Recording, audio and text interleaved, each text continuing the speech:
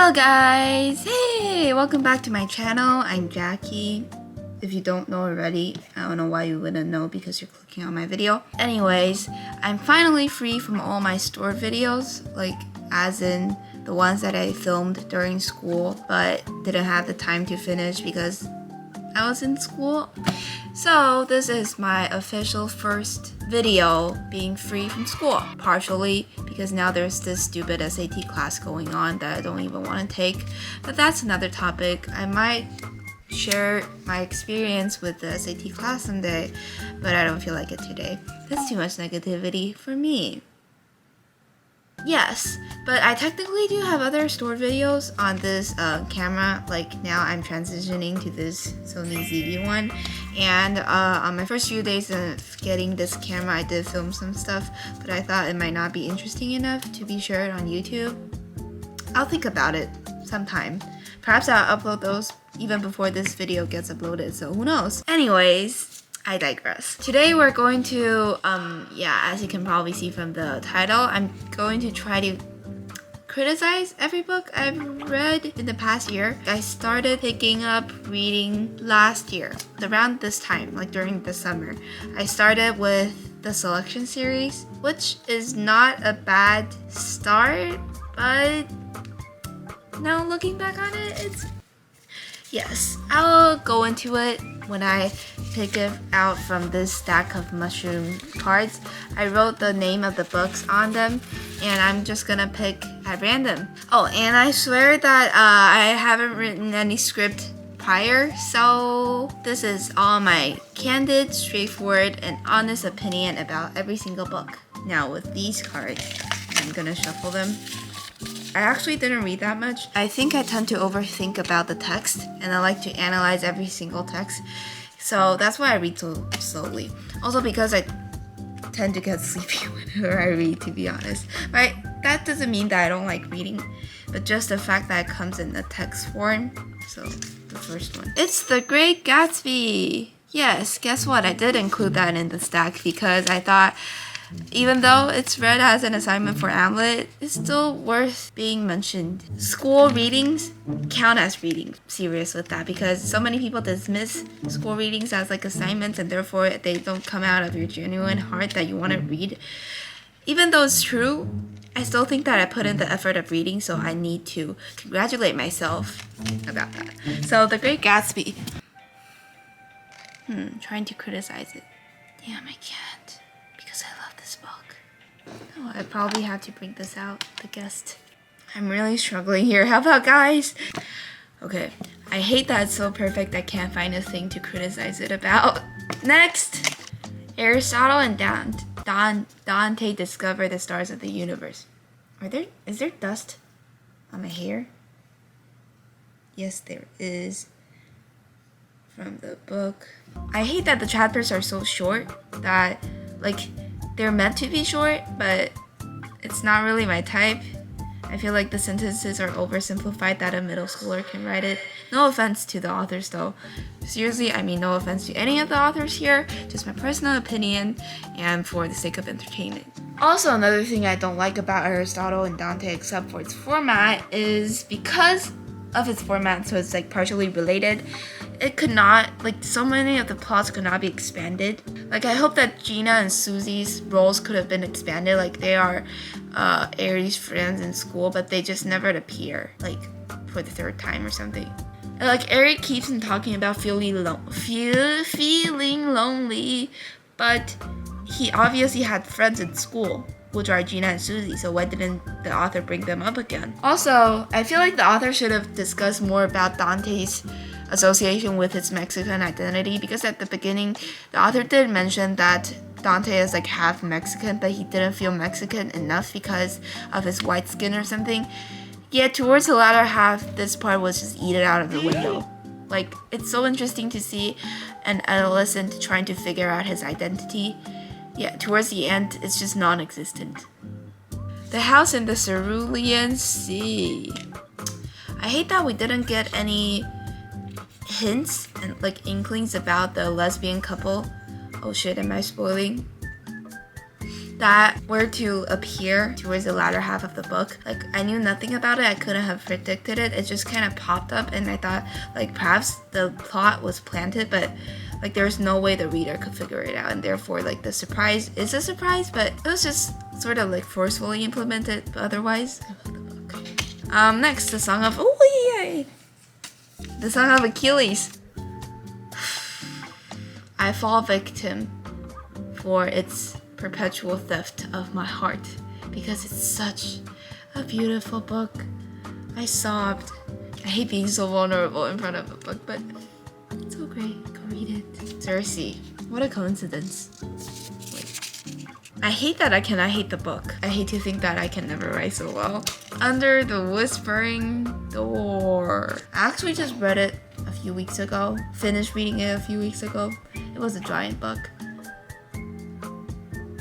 I hate how it's not as good as The House in the Cerulean Sea. Like, both, the pacing is too slow. Because everything interesting only happened in the latter half of the book. Over the last 7 days, Wallace, before Wallace had to go through the door. The first half, I know you're supposed to know about the background and the setting and shit, but you could probably try to shrink the size of it, because I got really bored reading that part of it, and it sort of retarded my progress.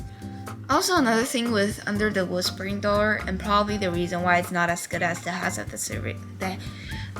the Cerulean Sea, is that like it's a bit repetitive. Like some of the phrases, like you need to unexpect, or life only goes in one way, or this is just a way station. Like it's at the end, it's just mere platitudes. Like, of course I know that life only goes in one way, or else I would have invented a time machine and gone back in time years ago. So The Silent Patient. I hate how it broke a record for how fast I could finish a book, because I could never surpass that record again. I finished it in 2 days. 1 day. Technically 1 day if you count how many hours I spent on it, but like I spread it into 2 days. The sky is everywhere. I hate how much I've fallen for the book, even though the plot is a bit immoral. It's about this girl who falls for her deceased sister's boyfriend. She didn't really fall for it, it's just that like the only person who could grieve as much as she could is her sister's boyfriend getting together sexually in order to mend the pain of the loss. I hate how bad that relationship would have been in real life, but how I still obsess over the book. Next one. It's the last book of the selection series. So my immediate reaction for the one is that I feel like the ending is a bit rushed. Like there are no closures on certain plot lines that the author has clearly planted. Like, why didn't the Italian princess come back? Apparently the Italian princess liked America's Singer, not to mention that America's Singer is a terrible name, which I would probably bring up in the selection. She didn't resurface. Like, the fact that America, I think she became queen after Maxim's parents died. The Italian princess didn't appear in their wedding. Sus. We'll move on to the next one. Ugly Love. God, I hated this book. I actually liked it immediately after reading it, but then I watched a video online about like a review of the book, and I realized just how wrong the book is. Even though it's addictive as fuck, which probably means that Colleen Hoover is a good writer, it does not mean that the plot is good. Like the story itself is fucked up because it's about a girl who falls for a guy who's still in pain about his ex-girlfriend leaving him for like, I don't know which year it was, like the 6th year. And like this girl comes into his life and he has sex with her in order to alleviate his own pain. And like he had 3 rules: not to ask about his past, not to expect the future, not to whatever I remember was like the third rule. And it's just fucked up because like it's a YA book. How could you make young women read that?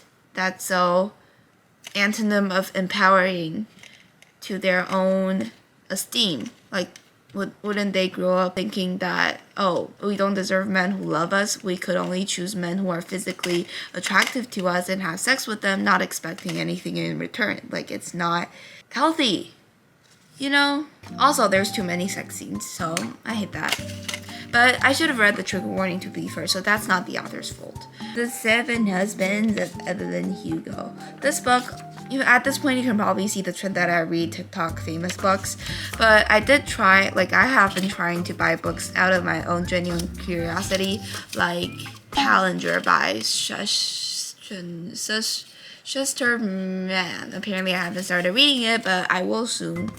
My TBR list is stacking up. The Seven Husbands of Evelyn Hugo. I know it's popular. I read it digitally. Perhaps it factored into why I didn't like it that much.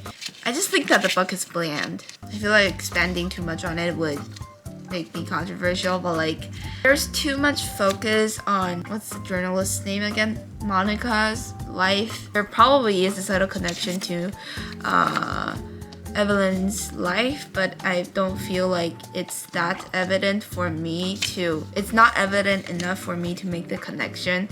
So I feel like every scene or every emphasis on Monica's life really just bored me out.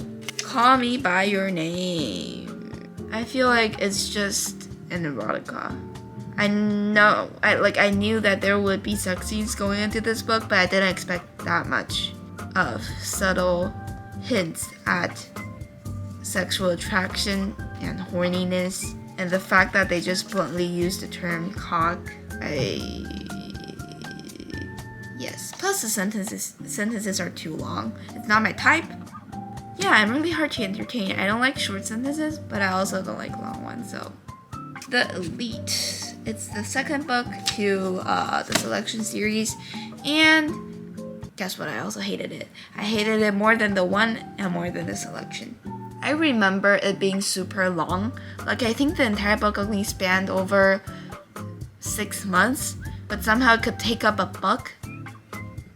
Plus, there's so much miscommunication. I feel like the characters just couldn't talk.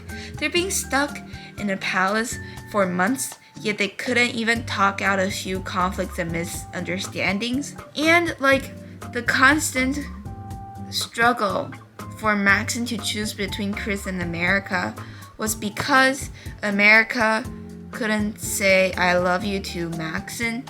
And the reason why America couldn't say I love you was because Maxon was simultaneously dating her and Chris. So it's like an impasse here, do you get it? One of you guys could have just said out loud why you couldn't do that thing. America could have said, oh Maxon, I couldn't say I love you because you're dating Chris too. And Maxon could have said, oh, but I'm only dating Chris because you couldn't say I love you. And they could have talked it out. And then America could have said, oh, then if I say I love you as of now, could you stop dating Chris? Could you promise me? And Maxon could say, oh yeah, sure. And they do it at the same time. Wouldn't that be fair to both of us? Couldn't they just talk it out? America, you're marrying the prince of a nation here. Why couldn't you say I love you? Is it that hard? Is it that hard? I'm so salty about it. And the last one is the Selection. So, I hate the names. America Singer. America. I know y'all Americans want to be patriotic, but America. Also Singer. I know that she likes to sing, but Singer? Really? And also, the singer element was brought up in the first and I guess a little bit in the second book, but the third book there's absolutely no element about singing or music, I think. I recall. I'm not sure. So why choose this name? Just why? And also, America is a bitch. She's such a almost like a pick-me. I'm not exactly sure what the definition of a pick-me girl is, but she's like, oh, I didn't want to be in this competition. It's only that my mom forced me to go. I got selected. Oh no, I don't want to leave my boy. My boy's hugging another girl, even though he was just physically in contact with her because she was tripping or something. I'm gonna run to this palace. Oh, the prince. I don't even want to be with the prince, so I'm gonna just go up, walk to the prince, and tell him that I wasn't even in here for the right reasons. So I'm gonna help him get the girl she wants, simultaneously flirting with the prince for some reason, even though she swore that she was only in here to run away from home. Isn't that a quintessential pick-me. Isn't that a typical pick-me? America is a bitch. And Aspen only knows how to make out. That's his entire personality. That's my criticism. Hey, we're done here. I actually initially thought of ranking these books, but I thought these were so random because they don't belong in the same genre. Like, it's not all romance. Wait.